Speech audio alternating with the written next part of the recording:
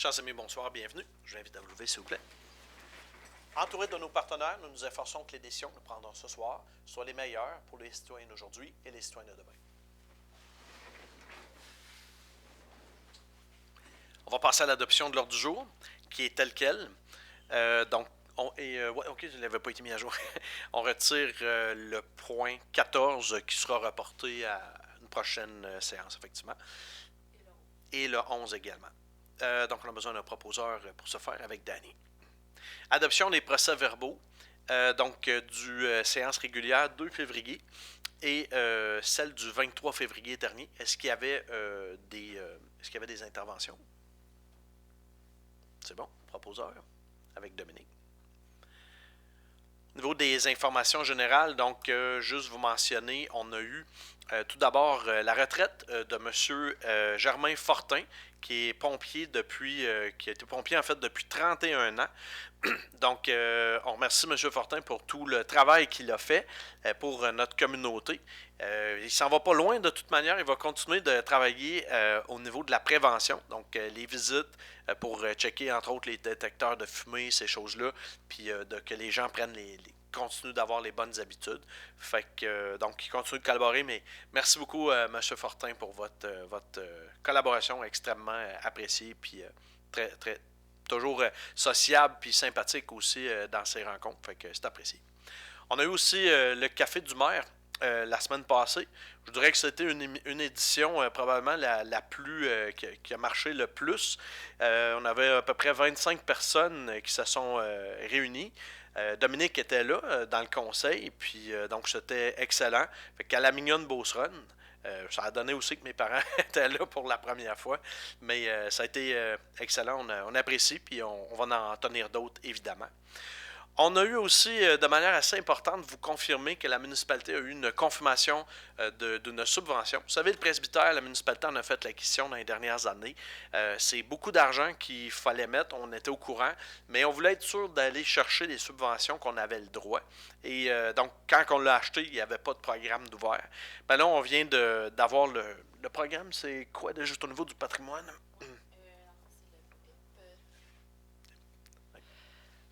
Là, j'ai un blanc, là, c'est le programme en patrimoine. Ah, ok, mais c'est pas grave, on n'a pas le nom. Mais je pensais qu'on l'avait sous la main, pas de trouble. C'est ça. Donc, ça couvre jusqu'à 50% des travaux.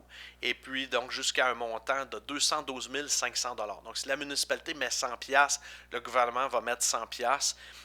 Mais on peut aller jusqu'à 212 500 $.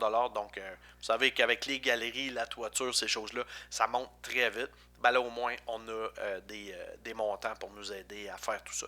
C'est le programme d'entente en patrimoine, puis c'est le volet 4.2 restauration du presbytère. Voilà, c'est très précis, c'est parfait. Merci beaucoup. Donc, on a besoin d'un... non, on n'a pas besoin de proposeur. On a déjà... Ce que je vous informais, c'est ça, parce qu'on a pris la résolution. C'était pendant une séance spéciale, mais juste vous confirmer que ça a été fait par transparence. On voulait vous en informer. On va aller... il n'y avait pas de correspondance d'ordre public, je pense. Non, aucune correspondance. Très bien. On va aller avec adoption du procès-verbal de correction pour la résolution 2025-05-125, octroi et mandat de fauchage des accotements. Donc, c'était pour l'été passé. Ce qui est arrivé, en gros, c'est que le fauchage a été accordé, entre autres à l'entreprise Danny Rodrigue Travaux à forfait, pardon. Et donc, c'est ça. C'est ce qui a été dit dans la séance aussi, c'était un contrat d'1 an qu'on donnait. Sauf que pendant la rédaction, donc la transmission du procès-verbal à l'entreprise, ben, ça a été écrit 3 ans. Mais vraiment, quand vous écoutez sur la TV communautaire, sur Beauce TV, vous écoutez le conseil, on dit vraiment 1 an. Donc, c'est ce qui a été demandé, puis c'est juste, malheureusement, une erreur peut arriver. Donc, c'est ça. Donc, on voulait juste rectifier le procès-verbal pour que ce soit vraiment... c'est utile d'avoir l'enregistrement, là. On l'a réécouté, puis c'était vraiment ça, là. Fait que... c'est ça. Fait que juste de corriger ça, donc proposeur pour se faire avec Eric. Autorisation Festidémol Saint-Victor. Donc, l'événement qui revient cette année encore. Donc, cette année, normalement, ça va être samedi 18 juillet. S'il y a de la pluie, ça va être remis au lendemain, dimanche 19 juillet. Puis, donc, tant de jours avant, donc du jeudi 16 juillet jusqu'au mardi 21, donc pour préparer puis pour ramasser après. Donc, la rue Saint-Joseph sera fermée là, dans le secteur à partir de la quincaillerie Hercule Fortin, donc jusqu'au 226 de la rue Saint-Joseph. Fait que tout ça se fait est très apprécié de notre monde. Fait qu'on a besoin d'un proposeur pour ce faire. Avec Dominique. Toujours pour le Festidémol, la demande d'aide au service d'incendie. On a besoin des pompiers pour protéger les lieux. Fait que ça va de soi. On a besoin également d'une proposition là-dessus avec Danny. Motion pour la liberté intellectuelle en bibliothèque publique. Donc, c'est une demande qui nous est parvenue de l'extérieur. En gros, c'est le manifeste de l'UNESCO sur la bibliothèque publique qui stimule qu'une bibliothèque publique est un centre d'information de proximité. Autrement dit, c'est que si vous regardez chez nos voisins du Sud puis quelques autres places au pays, il est arrivé des choses en fait que des livres ont été censurés ou que des gens n'avaient pas le droit de, mettons, venir faire des conférences avec tel ou tel sujet. Donc, on veut réitérer qu'en fait, on est pour la liberté d'expression, la diversité des points de vue, puis que le personnel, puis même nos bénévoles à la bibliothèque, comme le personnel ici, c'est ça, qu'on leur fait confiance pour gérer la sélection, la diffusion des collections, puis donc qu'on les appuie là-dedans dans leur choix. Puis s'il y a des. Comme on dirait, s'il y aurait du monde qui ambitionne, on s'en reparlerait, mais là, vraiment, là, normalement, là, ça va très bien, puis on veut que ça continue dans ce sens-là. Fait qu'on a besoin d'un proposeur pour ce faire avec Dominique. Mandat Jacques Poulain, accompagnement pour un futur projet de caserne incendie. Jacques Poulain donc, nous a aidé beaucoup comme directeur général intérim. C'est un projet qu'on commence à regarder, donc de faire une nouvelle caserne de service pour le service d'incendie. Donc, c'est un projet qui peut prendre 5-10 ans, selon les subventions, selon comment est-ce que le dossier va avancer. Il y a toutes sortes de normes qu'il faut rencontrer, tout ça. Fait que, on a besoin de l'accompagnement de M. Poulain dans les différents processus là-dedans. Fait que c'est pas mal ça. Excellent. On a besoin d'un proposeur là-dessus avec Danny. On passe à 12 modifications de la politique sur l'entretien des rues privées ouvertes au public. Donc, c'est pour le secteur des lacs, lac Fortin, lac aux Cygnes. On a des ententes qui prévoient, comme on dit, une rue privée, donc ouverte au public. Ce qui arrive, c'est que c'est des chemins qui sont ouverts l'hiver. On a déjà une politique qui existe, puis donc c'est que les gens, mettons, payaient leurs propres entretiens. Et s'ils voulaient, mettons, vous êtes en mesure de faire une entente, vous faites passer, vous signez une majorité de propriétaires, et puis donc le frais d'entretien d'hiver peut être divisé en part égale sur le compte de taxes de chacun des propriétaires. Donc nous autres, la nouveauté qu'on a, c'est qu'on a modifié, puis ça c'est déjà en vigueur, c'est qu'on a rajouté aussi l'été, et que la municipalité, donc un entretien de base d'été, de rajouter un peu de garnotte, comme on dit, ou de mettre ça pour que ce soit carassable. Et aussi, la municipalité vient appuyer à hauteur de 50% ces frais-là. Donc, nous autres, c'est une manière de dire aux gens qui sont dans le secteur des lacs, donc on reconnaît qu'ils ont des routes, je veux dire dans le sens qu'on les apprécie, puis c'est une question d'équité un peu, là, ce désengagement qu'on avait pris pour le nouveau mandat à ce niveau-là. Donc, au bout de la ligne, ce qu'on va faire, en fait, c'est qu'on détermine aussi comment est déterminé le terrain qui, mettons, va être utilisé pour la taxation, comment qu'on dénombre ça, le dénombrement. Donc, je donne un exemple. Si par exemple quelqu'un est propriétaire d'un terrain qui a une bâtisse dessus, donc autant pour l'été, l'hiver, il y a un frais, une facturation. Si la personne a 2 terrains ou plus, puis qui est propriétaire ou copropriétaire des autres terrains, pas de problème, on charge juste une fois. Cependant, si par exemple vous avez un terrain qui a une résidence et que vous avez un deuxième terrain qui a aussi une résidence, là, on va charger au nombre de fois qu'il y a une résidence, donc sur un terrain avec une résidence. Fait que c'est un petit peu peu, grosso modo, là, l'angle qui est pris. C'est une question de vraiment être équitable. Il y a des gens qui disaient ah ben on y va pas l'hiver, mais finalement ils vont l'hiver, ça fait leurs affaires. Une question d'assurance aussi, donc je pense que tout le monde est gagnant là-dedans. Fait que voilà, c'est un petit peu un résumé là, de tout ça. Là. Fait que la politique est disponible, est ouverte, elle sera disponible pour les gens qui veulent l'avoir. Est-ce qu'il y avait des propositions là-dessus avec Eric? Augmentation du tarif des bornes de recharge pour véhicules électriques sur le territoire de la municipalité. La municipalité a 3 bornes de recharge actuellement, une ici à l'Hôtel de Ville et 2 sur la rue des Écoliers. Le tarif est de 1$ de l'heure actuellement. Je vous dirais que c'est dans les tarifs les moins chers qu'on voit sur le marché. Actuellement, il y a des places, c'est 2$, même 3$ de l'heure. Là, c'est vraiment peut-être trop cher. Il ne faut pas oublier que normalement, ces tarifications-là sont établies, oui, pour payer l'électricité, mais aussi pour assurer une forme de compensation pour les frais d'acquisition de la borne. Dans notre cas, la borne qu'on a dans le parking de l'Hôtel de Ville a été, on a eu une subvention, un soutien de Desjardins, de la Caisse des sommets de la Beauce, pour l'installation, alors que celle sur la rue des Écoliers, la borne double, on a eu entièrement payée par le gouvernement, donc avec une subvention. Fait que dans ce cas-là, bien évidemment, c'était pas applicable, mais je pense aussi que l'électricité augmente à chaque année. Fait que c'est un petit peu normal là, de revoir là, la tarification. Fait que à 1$, 50$, c'est encore très accessible en comparant aux autres places sur le marché. Proposeur là-dessus, avec Xavier. On va aller à 15 résultats d'appel d'offres, nettoyage des rues par balai mécanique. Oui, on a reçu de 4 soumissions. Puis, on avait demandé des soumissions pour donner un contrat soit de 1 an, 3 ans ou 5 ans. Puis, dans le fond, le conseil a décidé d'y aller avec 3 ans. Puis, l'entreprise qui était la moins chère, c'est les entreprises Miroir, au montant de 45 001 pour 3 ans. Je pense que c'est l'entreprise qui avait le contrat préalablement également. Oui. Ouais. Les 5 dernières années, c'était aussi eux autres. Parfait. Proposeur là-dessus.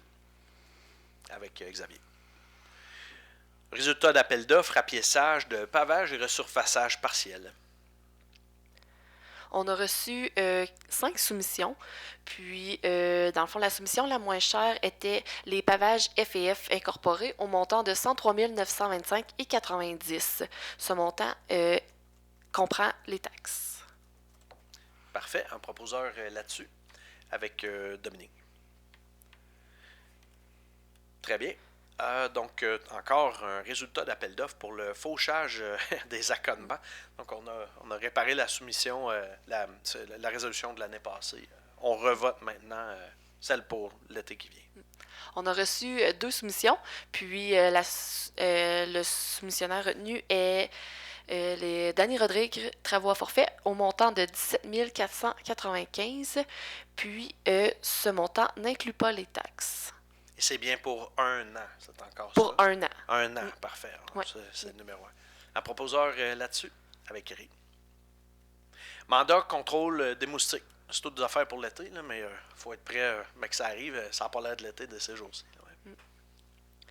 Ouais. Donc, on a fait une soumission pour le contrôle des moustiques, puis le montant est de 25 500 $ avant les taxes pour le contrat de la prochaine année.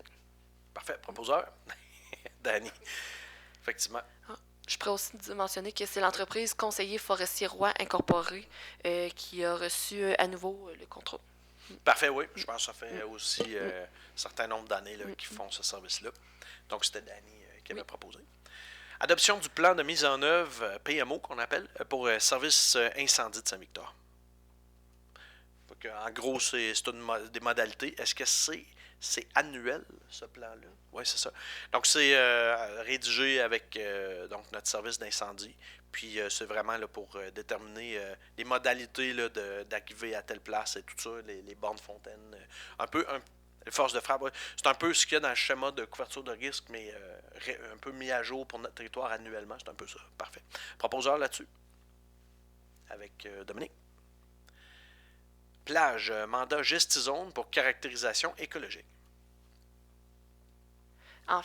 Suite à, on va débuté le processus de rénovation de la plage. Puis, afin de faire des demandes pour le ministère de l'Environnement, on a besoin de faire une étude de caractérisation écologique. Puis, l'entreprise qui a soumissionné et retenue est Gestzone au montant de 9 980 $, excluant les taxes. Parfait. Proposeur là-dessus, avec Eric. Recommandation coordonnatrice 40 jours. Beaucoup de contrats, là, mais c'est tout pour l'été. Pour le poste de coordonnatrice, nous avons reçu 2 candidatures. Puis, la suite aux entrevues, nous avons sélectionné la candidature de Amy Poulain. Parfait. Proposeur, avec Xavier. Ben justement, on est rendu à Xavier pour dossier des élus, rapport des activités, donc pour services, loisirs et tourisme et technologie. Bonsoir à tous. Donc au niveau des loisirs de Saint-Victor, nous avons toujours les activités de patinage et hockey libre qui vont être disponibles durant tout le mois de mars, donc profitez-en notamment pendant cette semaine de la relâche.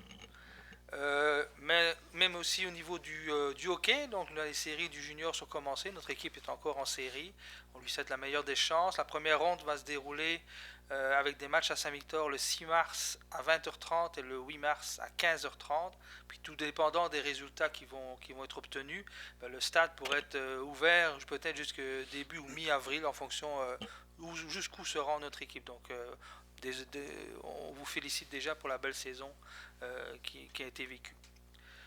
Encore une fois pour le stade et pour le hockey, on a un tournoi hockey sportif au stade des bâtisseurs qui va se dérouler le 13 au 15 mars. Il y a 3 catégories, les 5-8 ans, les 9-11 ans et les 12-15 ans. Donc c'est un événement aussi très, très attendu et qu'on vous souhaite d'en profiter au maximum.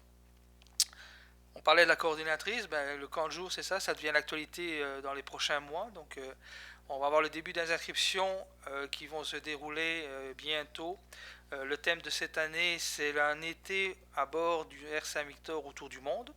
Donc les inscriptions sont ouvertes en priorité aux résidents de Saint-Victor, donc jusqu'au 30 mars. Inscriptions vont se faire en ligne sur Amelia. Également pour tous les parents qui se posent des questions, qui veulent des informations, il y aura une rencontre pour les parents le 21 avril à 19h. Ça va se dérouler à la bibliothèque. Voilà, ça fait le tour pour ce mois. Très bien, merci beaucoup Xavier. Donc avec Dany, politique familiale et le comité consultatif scolaire et ressources humaines.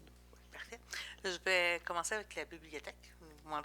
Donc, on revient avec l'heure du conte le 14 mars à 9h30, une histoire printanière. Ça peut être intéressant pour nos jeunes. Donc, 14 mars. Par la suite, on y va avec la FADOC, vie active, tous les lundis de 13h30 à la salle de l'Âge d'Or. Il y aura aussi le yoga, toujours les lundis à 18h30 et les jeudis à 13h à la salle de l'Âge d'Or.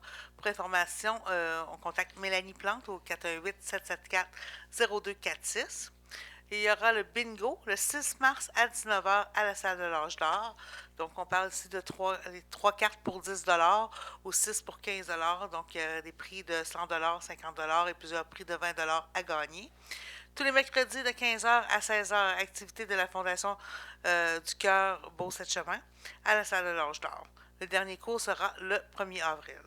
Le 29 mars prochain, dîner de Pâques de la FADOC à 25 et réservation à Mme Louisette Fortin au 418-230-7201.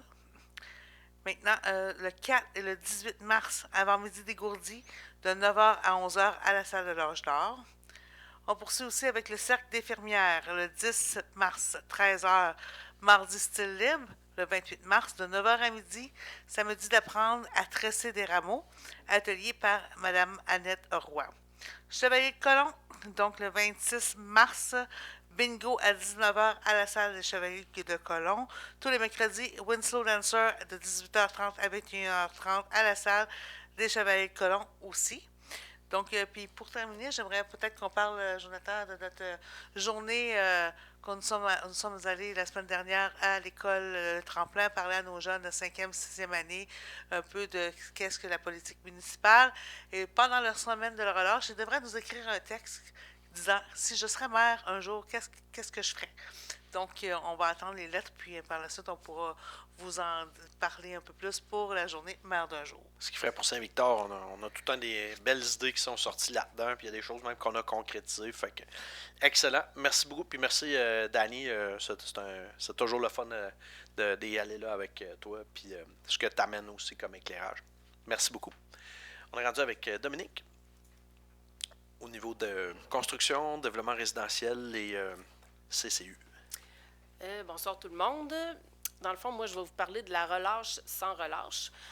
Alors, comme Xavier a dit, tout au long de la semaine, il va y avoir du patinage musical, du hockey libre à l'Arena.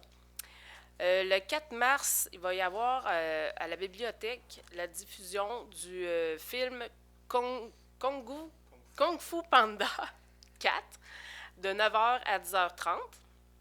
Le 7 mars, c'est l'événement En famille, on joue dehors de 14h30 à 17h30. Ça se passe à l'écurie en arrière du stade.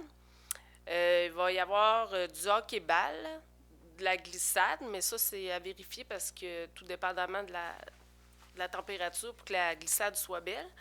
Mais bref, il va quand même avoir de la trottinette des neiges, il va y avoir un feu de camp et chansonnier avec Alex Roy. Vous pouvez amener votre boisson, mais en canette seulement. Puis c'est en collaboration avec les festivités western. Puis à la bibliothèque, tout au long de la semaine, il va y avoir un horaire spécial aussi. Et la prochaine séance sera le mardi 7 avril. Excusez, un petit bug. Fait que c'est très bien. Merci beaucoup. On est rendu avec Éric, environnement, CDI et culture et patrimoine. Je vais vous faire pour le mois de Richard avec les festivités western. Oui. Dans le fond, le 12 mars, les festivités western sortent leur programmation pour la 47e édition à 20h. Tout ça va être en ligne. J'espère pour vous vous allez participer à le visionnement pour voir quel groupe va être là cette année. J'ai une petite correction, c'est effectivement 19h en personne, mais 20h en ligne. On a appris ça, okay. Juste de le dire. Ceux-là qui veulent y aller en personne, c'est à 7h. Ouais. OK, parfait. Et j'aimerais aussi remercier tous les gens qui étaient là au festinage, au festinage à la plage Saint-Victor, sur le lac, où il y a eu de la pêche, des randonnées en skidoo, puis il y avait quand même beaucoup de monde. Donc, c'est une belle journée, bien organisée. Donc, je remercie tous ceux qui ont participé. Merci. Excellent, merci beaucoup. Donc, tout ça fait le tour. On est rendu au compte. Donc, pour ce mois-ci, le total est de 308 402,82 $. On a des montants quand même assez élevés pour notamment construction de l'amiante, collecteur S-Ouest, une facture de un peu plus que 72 000 $. Puis il y avait aussi un camion de pompiers remboursé par les assurances, donc 80 977,63 $. Donc c'était un bris majeur. Puis c'est ça, ça a été payé par les assurances à ce moment-là. Fait qu'on a besoin d'un proposeur pour ce faire avec Xavier. On était rendu à la période de questions et commentaires. Donc, ça fait le tour. Et puis, donc, on est rendu avec la levée de la séance. On a besoin d'une proposition pour ce faire avec Danny. Donc, excellent. Fait que, chers amis, merci beaucoup. Et puis, on se reparle au mois prochain. À bientôt.